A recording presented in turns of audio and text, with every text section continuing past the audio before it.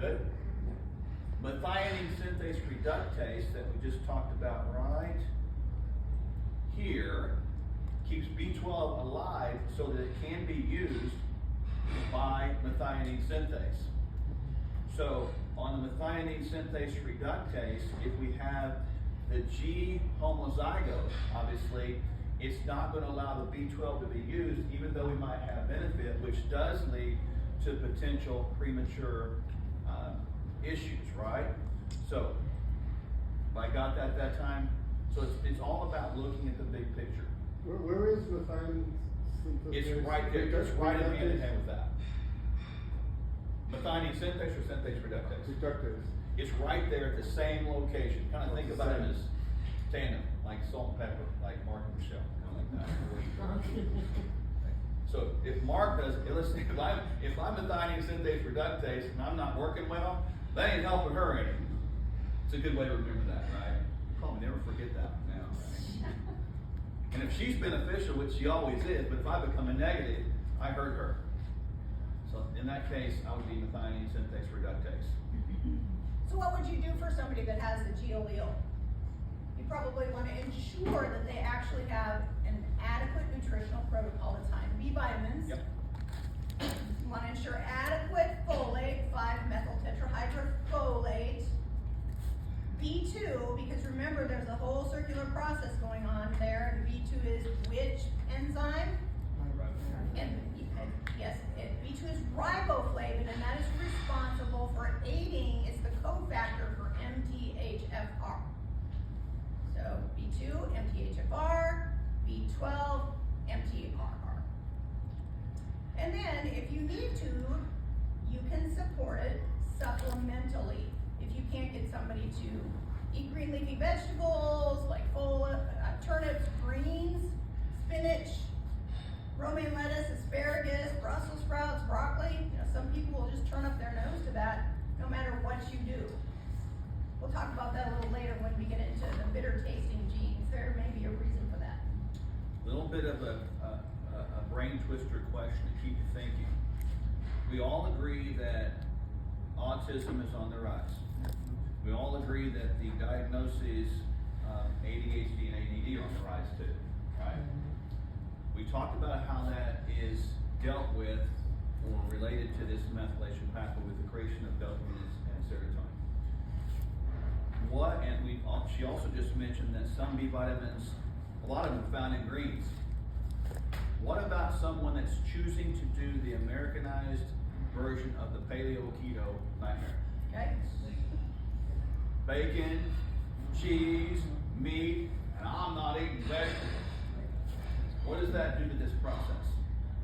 Can we see that that's a they might lose weight, right? Obviously, but they're going to go malnourished over the course of time because they don't have the vegetables and they don't have the vitamins. So you get into that, by the way, that Americanized, I use that term on there because that's not keto. I know that's a distortion of definitions, right? We'll talk about that later on in the diet section. Okay. Now, we move down there to the transsulfuration pathway, and here we talk about this cystathionine beta synthase enzyme that is right there. So this one goes down, and once homocysteine starts going downwards to cystathionine through this B6 dependent cystathionine beta synthase, it is not reversible. Okay, so if you have benefit here, right, and this is pulling it here, you might have sufficient glutathione. But if you don't have sufficient folate to pull some of this back, we can see how it would be low in our methylation potential. Okay, so I just reversed the last discussion on it. We just went the other way, right? So now, the cystathionine beta synthase one, if you go from the C to the T allele, and you'll see that in your book, you will see that that upregulates, much like methionine synthase, so it works faster. So that would be beneficial to having sufficient glutathione, right? I got that? So as it works fast, it's going to create more glutathione. But you could get, if that's working too fast, less methionine and less SAMe created. Okay, so you always got to think about all of it. This is where, if a person is having significant issues within the methylation pathways or behavioral pathways, whatever, you do a a methylation test, this can be really beneficial because you can test that 1, 2, 3, 4, 5, 6 things, right? And you can see what is up and what is down and get a good ratio of what's happening and begin to correct it with pinpointed nutrition such as B6, such as B2, such as B12. Okay, kind of your main ones. So what would cause in this cycle, so if they're missing serine, then the cystathionine might be low? Yes. So what can you just, and then back up to the MTHFR pathway within that? Because if someone has too much oxidative stress, the homocysteine can be too low Yep. because of, right, this falsely low. Bingo. So can you just run through how that's going to affect cystathionine, and if their homocysteine is too low? All right, if the homocysteine is too low, let's think about the standpoint of creating just methyl groups. We need those, right?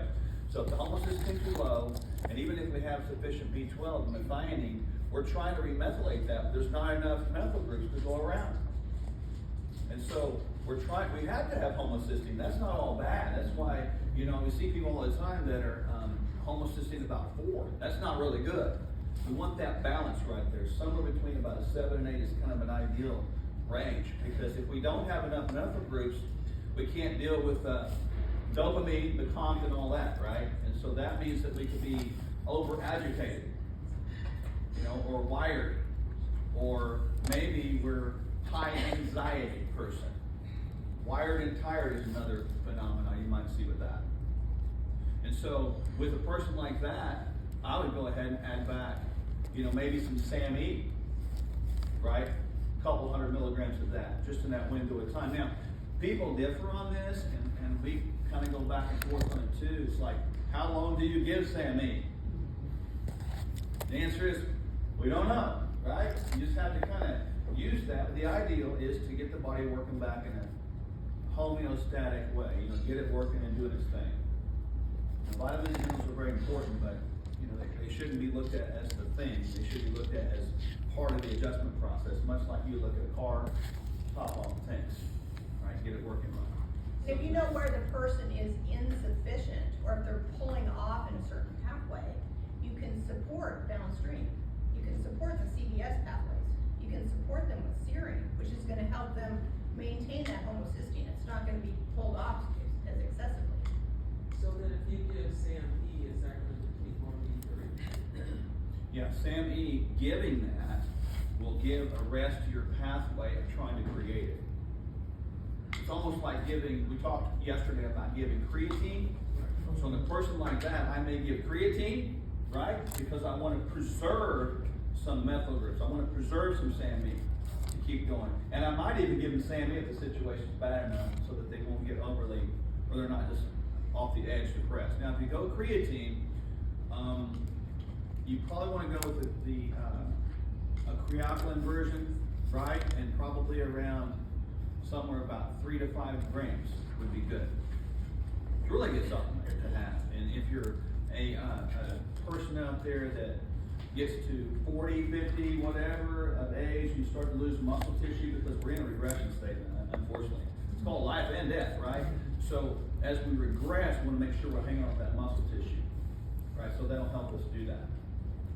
I think of creatine as a simple analogy. I tell people, it keeps your muscle balloons full as opposed to a saggy balloon. People are like, oh, my muscle's full. Right, there you go. So then, sorry, one last question. Yeah. So then, because you talked about how the MTH is going to affect the creatine production, so if someone goes to see OMT, we talked about this yesterday, so if they don't have a robust COMT and they can't methylate, then they're just going to have less and less creatine. But what if their COMT is okay? Then Good how question. is that going to affect? Right here. Talk about COMT. This is really good. Good segue. You didn't know that. You were hired. That's good. So just a reminder, because we want to keep these fresh in your brain, MTH bars, which B vitamin dependent? B2, riboflavin. MTR is which vitamin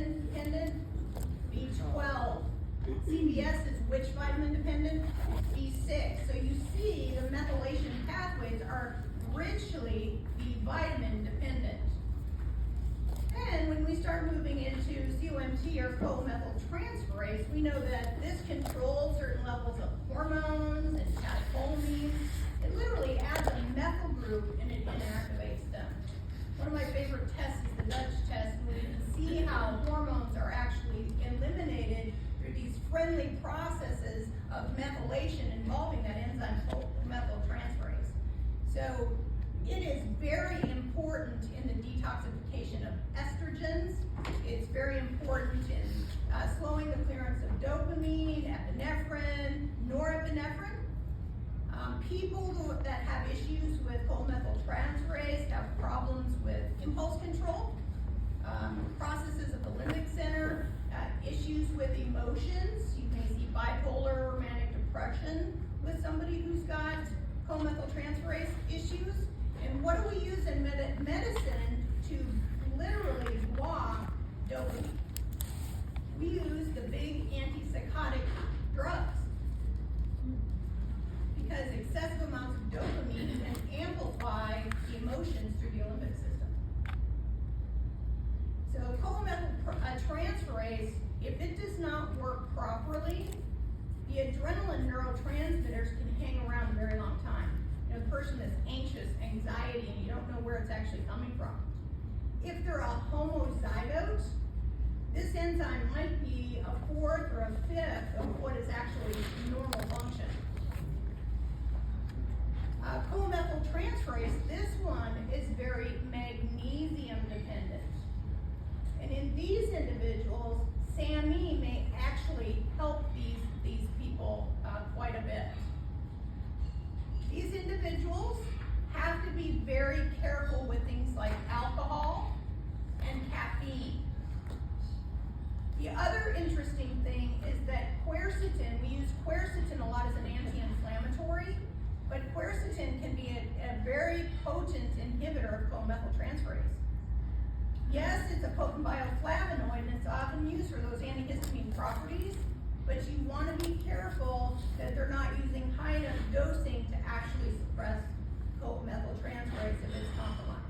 Just a little color commentary question with that, or a comment. A lot of people today, especially over the last couple of years, if you're reading between the lines, have really hammered home the idea of quercetin. And I've watched them, in many cases, get more and more depressed. Y'all seeing that? More and more depressed and wired up. Maybe they don't comp very well anyway. And if they don't comp very well, we continue to take quercetin because we think it's going to fix the southern border crisis. You know, we're in problems, right? Y'all, I'm trying to paint a picture that you get it, right? You'll always remember this stuff, right?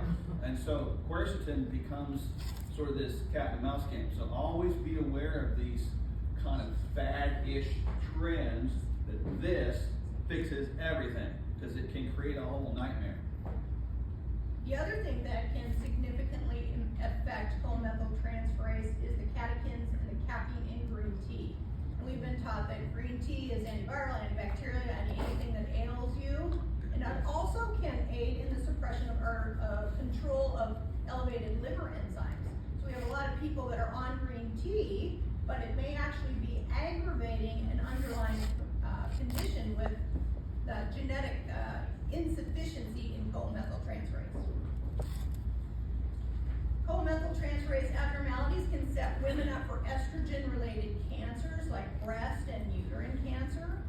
And it may be one of the things that actually contributes to the PMS-type symptoms.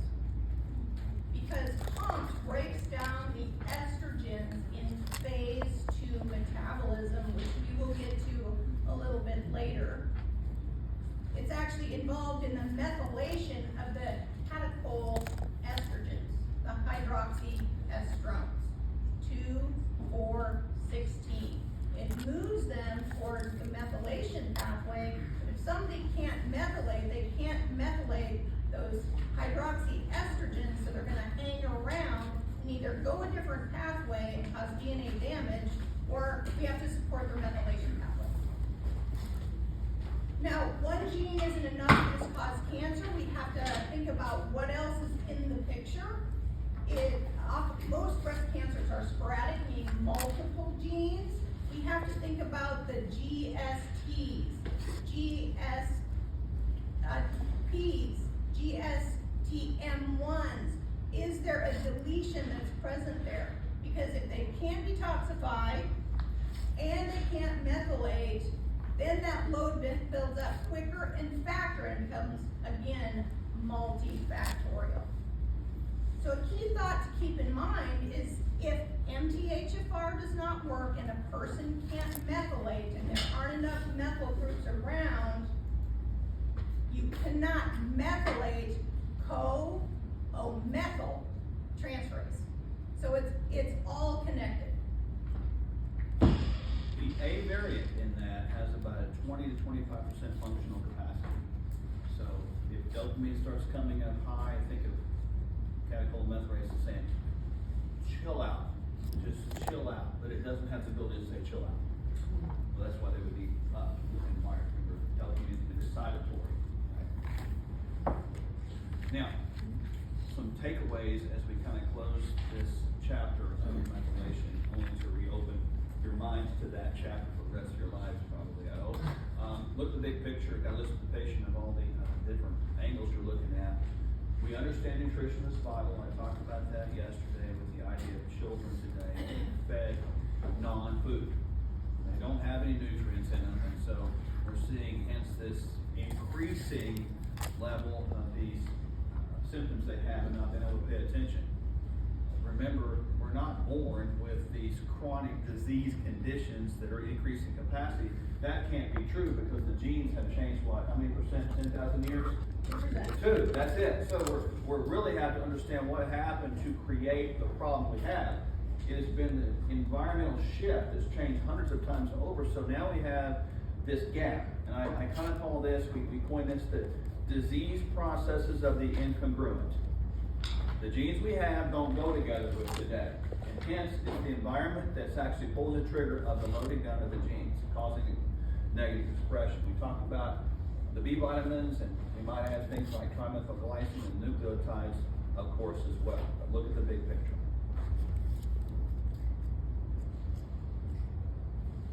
So if methylation is compromised and you're not able to get improvement with just the basics, lifestyle, supplementation, exercise, rest, management, you might want to go on to serum testing. Get that methylation profile.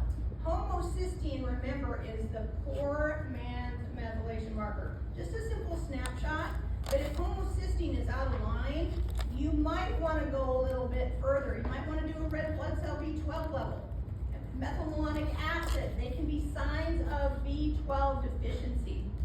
And B12 deficiency can lead to serious health problems like pernicious anemia. Look at serum and cell folate levels. Remember that diagram that went right down the middle where we saw from methionine all the way down to homocysteine. You get S-adenosyl methionine, S-adenosyl homocysteine. You want to know that ratio. You want more SAMe than S-adenosyl homocysteine. So a methylation panel in plasma consists of SAMe, and it consists of S-adenosyl homocysteine or SAW, homocysteine, methionine, and cystathione. And again, in these individuals, you're going to want to look into their lifestyle. Are they drinking alcohol? Are they draining off their B vitamins? Are they inflamed? Are they smoking? What's their family history of cardiovascular disease? Do they have gut dysfunction? Do we need to run a gut panel and see if they've got dysbiosis? What about other things like hypothyroidism? Is that the problem? They have autoimmune disease. Are they on medications? Do we need to look at my tablet and see, are these B vitamins being pulled off faster than we are actually replacing them?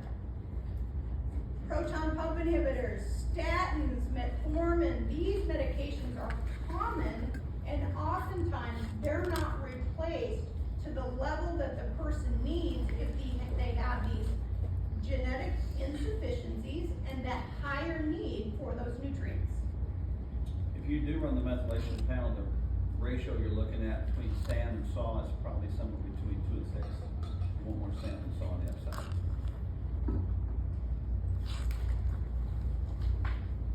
So I'll always start with Mother Nature first. These are natural ways to improve methylation pathways. At the top of the list, where do we get methylated B vitamins? Green leafies. Eating dark green leafy greens daily provides you with natural folate, a methyl donor, necessary for proper methylation. Make sure people get at least 2 cups of these healing foods every single day. Have them eat sulfurous foods. Sulfur is a key component to the production of glutathione. So eating enough sulfur-containing foods is vital. Sources include garlic, onions, cruciferous vegetables, the Brassica family of vegetables, broccoli, Brussels sprouts, kale, cabbage, watercress, bok choy. And you want to optimize their antioxidants. Vitamin C, vitamin D, vitamin E all encourage higher glutathione levels.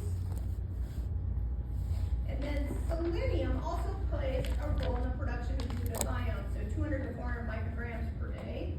And as we talked about, you might consider supplementing with creatine because that preserves SAMe in that methylation loop.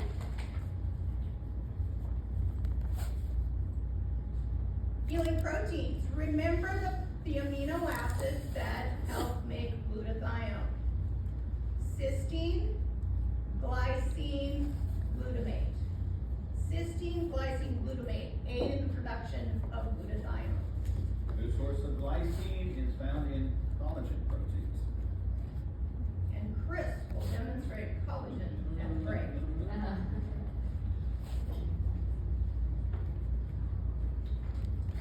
Spice it up. Curcumin was in that great little shot we had yesterday. Curcumin actually raises glutathione levels in the liver. So one more reason to use our anti-inflammatory spices as a way to change the nature of food. We can oftentimes spice it up and get people to eat green vegetables who have that bitter taste component in their genetics. We did, there's a slide in your slide deck, probably in the 400s, we won't talk about it, put it in there for you, but it's a whole list of, let's call them biological aging supplements and dosages. So some of that stuff's in there, so it's in your slide deck in the 400 range. Yes, sir. I mean, for the people that aren't vegan or don't like those kinds of food, you have a lot of B vitamins and folate in legumes, and as well as organ meats.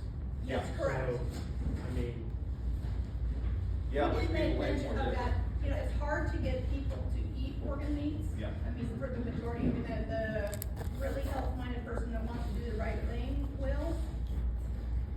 there's good products out there that you can take capsule form or powder form and sprinkle it on. Yeah, There are, yes, really there are. I think, Design for Health has it. Organ synergy, organ synergy. Organ synergy, that's it, It's right? actually a really good. Great. All meats. Yes, Yeah, did everybody don't- hear that? Organ synergy, do not eat raw liver like that one goofball out there.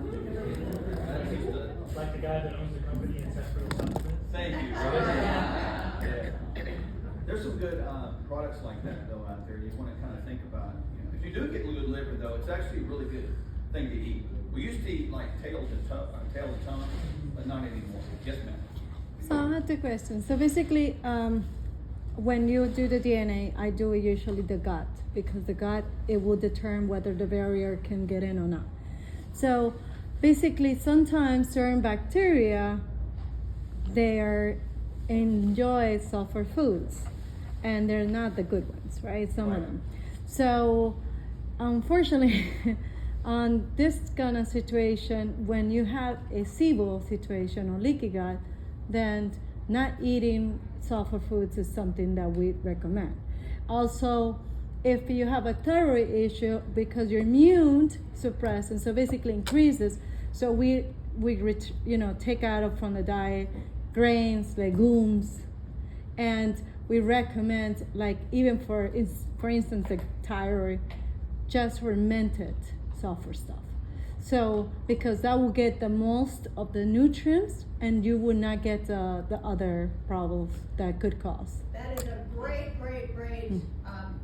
comment, because we have to tailor the process to the patient. And that's why there's 9 or 10 different things up here that you can do for somebody. If you know somebody's got gut dysbiosis and those sulfur-containing foods might be driving a problem in the wrong direction, you're gonna go with something completely different. You might get broad-based amino acid support. You might have to go straight for glutathione. Just different things in that individual that you already know about. So these are just ideas that you can actually put in motion when you're trying to help somebody get better. And it might just be 3 opules. It might be 1. You might have to supplement with probiotics or whatever it takes, colostrum, to get that gut healed and well so they can receive things in a different way. Thank you. Yeah, and when you have, just a little tool, when you have gut dysbiosis, I mean, and we know they're nutrient deficient, you think about novel ways to get the nutrients in the system, maybe liposome delivery, injectable stuff like that, just work around it. And then if you work around it, it's a whole lot better. You can IV, subcutaneous, IM, whatever, liposomal, just work around the situation so they can get what they need, at least on a temporary basis until you get things fixed. Stress and relaxation. I mean, we've got to get rid of the toxins. The solution to pollution is dilution. You got to decrease the incoming agents so that you give the body a rest. You got to get, plenty of relaxation, adequate exercise. Adequate exercise actually helps the body make its own glutathione. And then exercise, you sweat, that aids detoxification. And then last but not least, sleep. If we don't get enough sleep, we don't recover. We can try like crazy in a 24-hour period of time, give everybody the right supplementation, but if they're not sleeping, they're waking up stressed and then they're already behind the 8 ball. Anybody have an idea on why exercise might create glutathione levels? Take a stab at that one. Because it works on your detox system. Yes, so when we exercise, we create oxidative stress, right? Which signals your body to adjust to try to go fix it. Isn't that cool? Right? So everything works for a reason. Exercise is good. Now what about too much exercise? Not good. It's actually too much exercise is how to leaky gut. You'll see that here coming up in this next little section. And also causes other problems. So here's the methylation pathway. Now that we've been through it, you know how to eyeball those dots and you start thinking, oh boy, this person might have some issues. And what would you do? In this person, because they have a lot of impairment there, you might want to test that methylation profile looking at methionine, SAMe, acetinosyl homocystine, cystine, and maybe even betaine. So the methylation processes work better if you're looking for where a problem may be. So this will give you a formula or an aid to help you put the right or appropriate intervention on board. So we spent a lot of time with the lipid metabolism section and the methylation section, just because those tend to be the most complicated. But now that we have a good understanding, things will pick up speed a lot now, because we're going to move right into this idea of detox, and we'll understand it, transformation. But before we finish, remember, let's look at the methylation panel again. There.